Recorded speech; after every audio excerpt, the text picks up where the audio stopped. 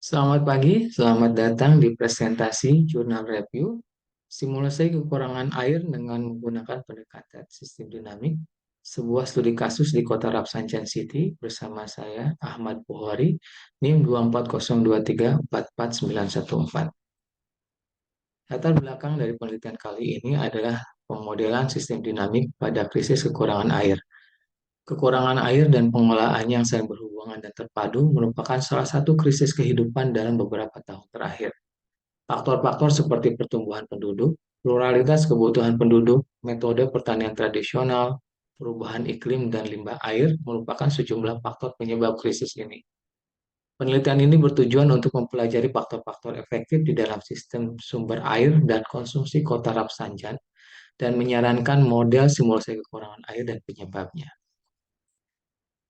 Tinjauan literatur yang dilakukan terkait penelitian kali ini adalah dari si menyampaikan bahwa air dikenal sebagai sumber daya alam yang paling vital, sehingga kekurangan air yang parah menyebabkan keprihatinan global. Kojiri menyampaikan bahwa sumber daya air memainkan peran penting dalam pembangunan kependudukan sosial dan ekonomi. Sri Pasa menyebutkan bahwa kekurangan air tawar telah dikenal sebagai krisis besar abad ke-21. Dan menurut studi PBB pada tahun 2010, 1,2 miliar orang tinggal di daerah yang secara fisik menderita kekurangan air, sementara 1,6 miliar orang tinggal di dalam daerah yang menderita kekurangan air secara ekonomi. Beberapa prediksi menunjukkan bahwa 800 juta orang akan tinggal di negara atau wilayah yang menderita kekurangan air mutlak pada tahun 2025.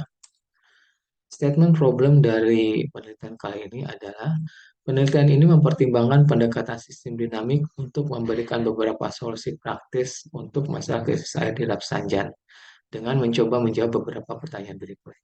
Faktor apa saja yang mempengaruhi krisis air di Rapsanjan? Faktor mana yang sensitif dan menjadi kunci masalah? Berapa nilai optimal dari faktor-faktor yang mempengaruhi krisis air? Dan skenario apa yang dapat ditentukan untuk pengelolaan sumber daya air yang lebih baik? Step penelitian kali ini dituliskan sebagai berikut. Satu, membuat hipotesa untuk faktor-faktor yang mempengaruhi kekurangan air dan hubungannya. Kedua, membuat causal loop diagram dari keseluruhan sistem menggunakan hipotesa satu. Ketiga, membuat stock flow diagram untuk mensimulasikan model. Keempat, merumuskan model dan mengembangkan model matematis untuk menunjukkan hubungan variabel. Kelima, melakukan analisis sensitivitas variabel dengan menggunakan DOE. Dan keenam, melakukan simulasi dengan pensim untuk 5 skenario optimasi. Pemaparan masalah. Tujuan penelitian adalah untuk memprediksi krisis air sama periode 100 tahun. Faktor-faktor yang mempengaruhi kekurangan air dan hubungannya dihipotesiskan. Sejumlah faktor yang mempengaruhi kekurangan air diidentifikasi dengan mempelajari studi serupa dan mewawancari para ahli dan kelompok konsensus. Analisis sensitivitas variabel dilakukan dengan menggunakan DOE untuk mengidentifikasi variabel kunci yang mempengaruhi kekurangan air di Rapsanjan. 6 variabel diidentifikasi sebagai variabel penting dan 5 variabel kunci akan disimulasikan untuk pengelolaan sumber daya air yang lebih baik. Berikut adalah causal loop diagram yang digunakan untuk penelitian kali ini, di mana ketersediaan air akan dipengaruhi oleh supply dan demand, di mana supply-nya adalah penetrasi air ke aquifer dan transfer supply air. Sementara demand-nya akan dipengaruhi oleh kebutuhan agriculture, kebutuhan industri, dan kebutuhan rumah tangga. Berikut adalah stock flow diagram yang digunakan untuk melakukan simulasi. Pada stock flow diagram ini terlihat ada 4 subsistem, yaitu subsistem ketersediaan air, subsistem populasi, subsistem agriculture, dan subsistem industri. Berikut adalah variabel-variabel yang digunakan untuk simulasi kali ini.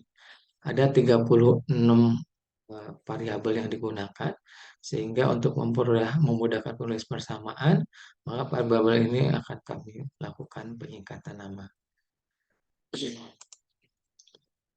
Berikut adalah persamaan-persamaan yang digunakan untuk menentukan hubungan tiap variabel. Ada 36 persamaan yang digunakan untuk melakukan simulasi kali ini. Berikut adalah rentang nilai yang digunakan untuk melakukan optimisasi, di mana ada kondisi saat ini, kondisi down dan kondisi up. Optimasi akan dilakukan dengan mengambil batas atas atau batas bawah dari eh, kondisi down dan up ini.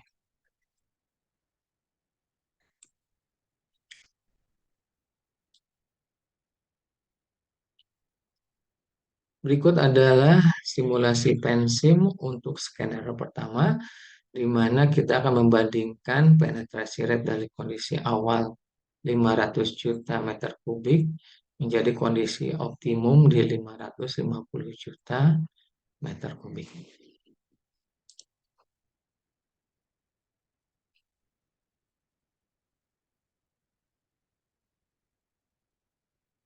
Dan berikut adalah hasil lengkap dari skenario yang sudah dilakukan simulasinya. Skenario satu ini seperti disampaikan tadi akan membandingkan pengaruh infiltrasi pada kondisi saat ini dan kondisi optimal. Dari grafik terlihat bahwa penetrasi air ke dalam akuifer bawah tanah tidak terlalu tinggi dalam jangka pendek. Namun demikian, efeknya dapat meningkat secara bertahap dalam jangka panjang dan dapat menunda krisis kekurangan air tanah di Rafsanjani. Skenario kedua membandingkan pengaruh dari konsumsi air non-minum per orang. Seperti yang ditunjukkan pada grafik, jumlah konsumsi air yang tidak diminum oleh setiap orang memiliki pengaruh yang kecil terhadap jumlah air yang tersedia dalam jangka pendek. Sedangkan dalam jangka panjang, efeknya juga relatif lambat. Skenario 3 membandingkan pengaruh konsumsi air per hektar lahan pertanian. Dari grafik terlihat bahwa jumlah konsumsi air per hektar lahan pertanian sangat berpengaruh terhadap ketersediaan air. Dapat disimpulkan bahwa kebijakan terbaik di bidang pengurangan krisis kekurangan air di Rapsanjan akan terkait dengan sektor pertanian. Skenario keempat membandingkan pengaruh pengurangan luas budidaya saat ini dan kondisi optimal. Dari grafik terlihat bahwa penurunan luas lahan budidaya tidak memiliki efek yang cukup besar pada jumlah ketersediaan air. Skenario kelima membandingkan pengaruh konsumsi air dari industri dan jasa. Dari grafik terlihat bahwa eh, tingkat konsumsi air oleh sektor jasa dan industri hampir tidak memiliki pengaruh terhadap jumlah air yang ada. Dari penelitian ini dapat disimpulkan bahwa makalah berhasil mensimulasikan krisis kekurangan air di Rafsanjan dengan menggunakan sistem dinamik untuk mengembangkan beberapa skenario pengelolaan sumber daya air yang lebih baik. Dapat disimpulkan bahwa kebijakan terbaik di bidang pengelolaan krisis kekurangan air di Kota Rafsanjan akan terkait dengan sektor pertanian. Oleh karenanya disarankan untuk memberikan banyak perhatian untuk mengelola krisis air dengan lebih baik dan melakukan kegiatan seperti perbaikan jaringan irigasi, mengubah metode budidaya, menanam tanaman yang membutuhkan sedikit air, memodifikasi benih, atau melakukan kegiatan lain yang menyebabkan penurunan konsumsi air per hektar. Rekomendasi yang dapat disebutkan untuk penelitian lebih lanjut adalah satu, karena variabel yang paling sensitif dari sistem yang diusulkan adalah jumlah konsumsi air per hektar lahan budidaya, maka batas sistem harus dikembangkan oleh sektor pertanian, di mana faktor dan variabel sistem pertanian harus diidentifikasi dan kemudian dioptimalkan. Kedua, makalah ini menggunakan metode statistik DOE untuk menentukan dan mengoptimalkan sistem variabel.